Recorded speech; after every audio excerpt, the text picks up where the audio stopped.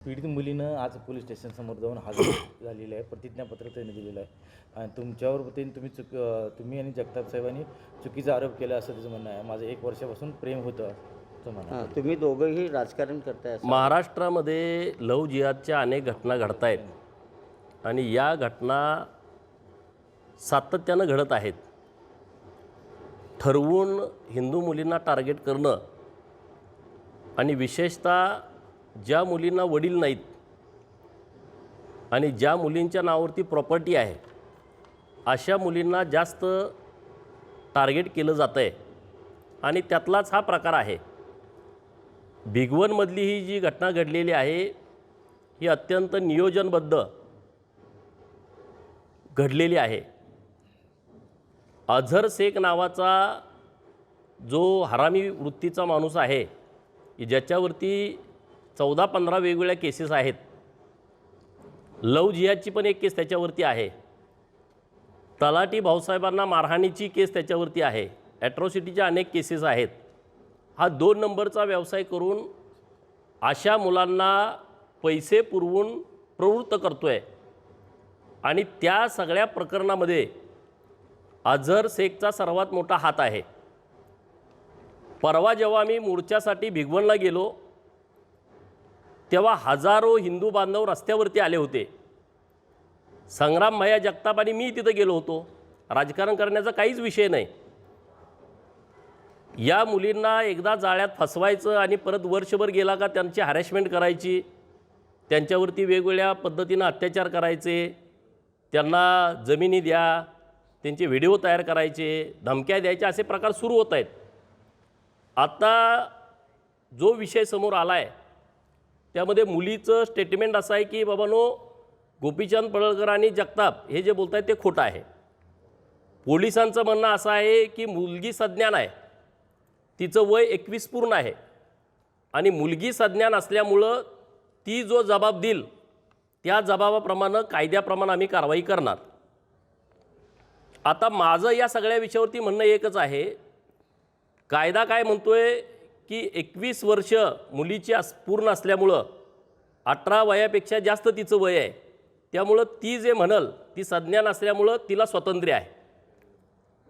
परवाच्या दिवशी जो व्हिडिओ याच मुलीनं पोलीस प्रशासनाला पाठवला, पोलीस अधिकाऱ्यांच्या व्हॉट्सअपला पाठवला, त्यांच्या वेगवेगळ्या पत्रकारांना त्यांनी पाठवला, मुलीच्या आईला पाठवला, मुलीच्या मामाला पाठवला. तो व्हिडिओ काय आहे मी तुम्हाला ऐकवतो.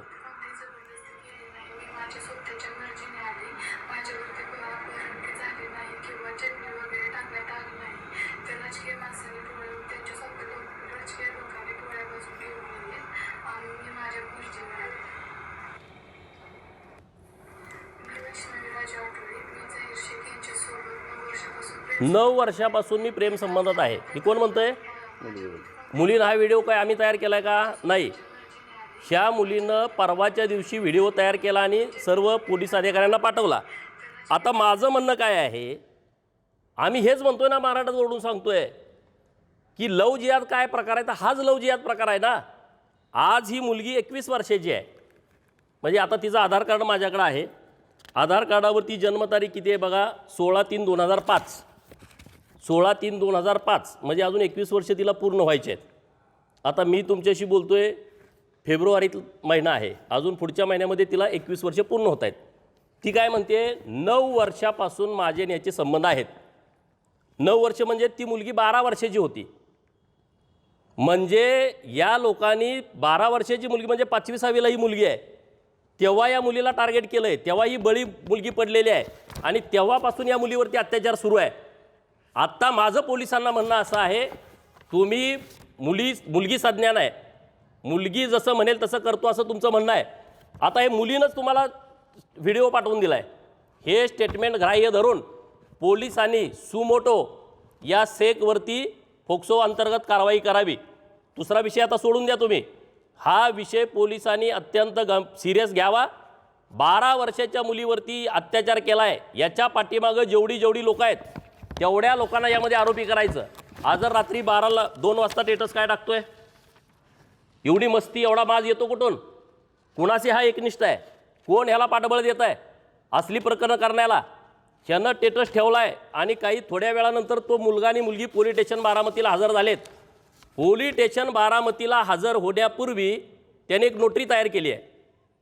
पोलिसांनाही सापडत नाहीत. म्हणजे नोटरीवाल्यानं कसे गेले? नोटरीवाला ह्यांना कोणी मिळवून दिला? हे तर नवीन मुलं आहेत, ह्यांना काही एवढं बाहेरचं माहीत नाही.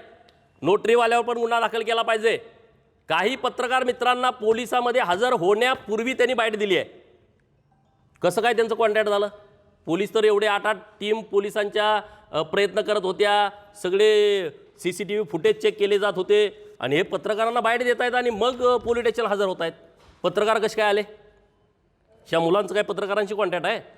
ह्याच्या पाठीमागं कोण आहे याचा तात्काळ तपास पोलिसांनी करावा. पोलिसांनी आता दुसरी बाजू आम्हाला ऐकायचीच नाही.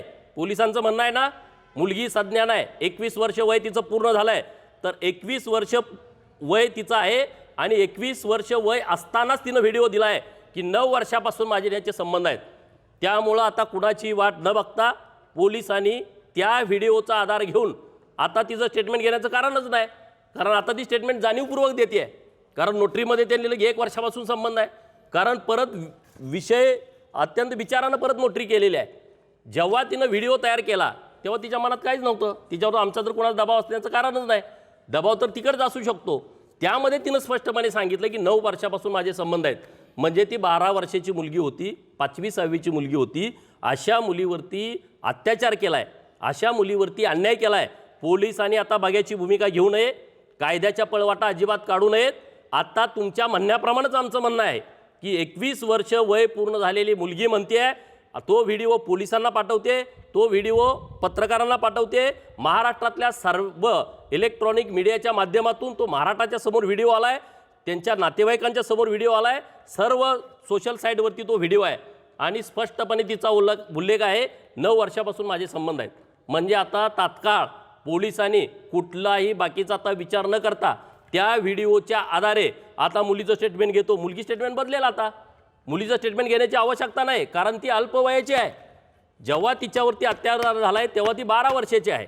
त्यामुळं पोलिसांची जबाबदारी आहे, त्यांनी सुपोटो गुन्हा दाखल करावा. नसेल मुलीची आई गुन्हा दाखल करेल, मुलीचा भाऊ गुन्हा दाखल करेल, तात्काळ कारवाई करावी. दुसरा विषय आहे की हे ज्या मुलींच्या नावावरती जमिनी आहेत त्या मुलींना हे पकडतायत. काही विवाहित महिलांना त्यांनी पकडलं आहे, काही विधवा महिलांना पकडलं आहे की ज्यांच्या नावावरती मोठी प्रॉपर्टी आहे आणि मग त्यांना जाळ्यात घ्यायचं, ती प्रॉपर्टी विकायची आणि परत त्यांना सोडून द्यायचं. किंवा विवाहित महिलांना ज्यांचे पती सर्व्हिसला आहेत, ज्यांचे पती चांगल्या मोठ्या उद्योगात आहेत, त्यांना जाळ्यात ओढून घ्यायचं आणि मग त्यांचे व्हिडिओ तयार करायचे, मग त्यांना ब्लॅकमेल करायचं, मग पैसे द्या, प्रॉपर्टी काढून द्या, अमुक द्या, तमुक द्या असं. आता ह्या मुलीच्या नावावरती 7/12 आहे. हे आम्ही तुमच्यासमोर पुराव्यानिशी बोलतो आहे. यांचं षडयंत्र तुम्ही बघा.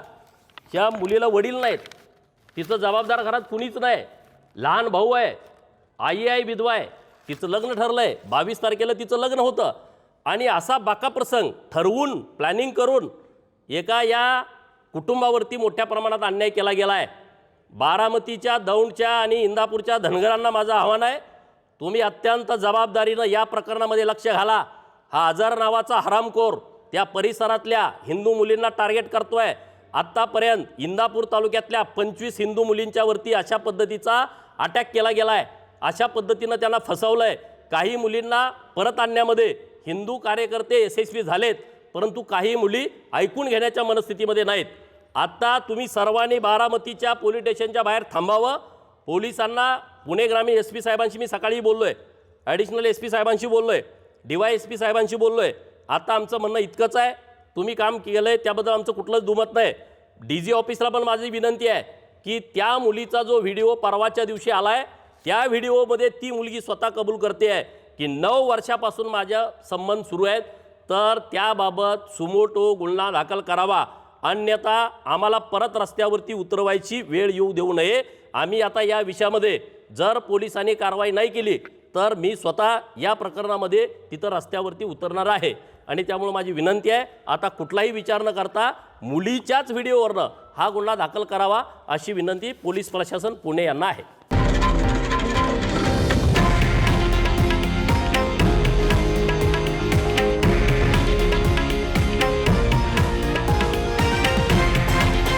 हे आहे देशातील नंबर 1 न्यूज नेटवर्क आणि आपण पाहत आहात TV9 मराठी, एकमेव.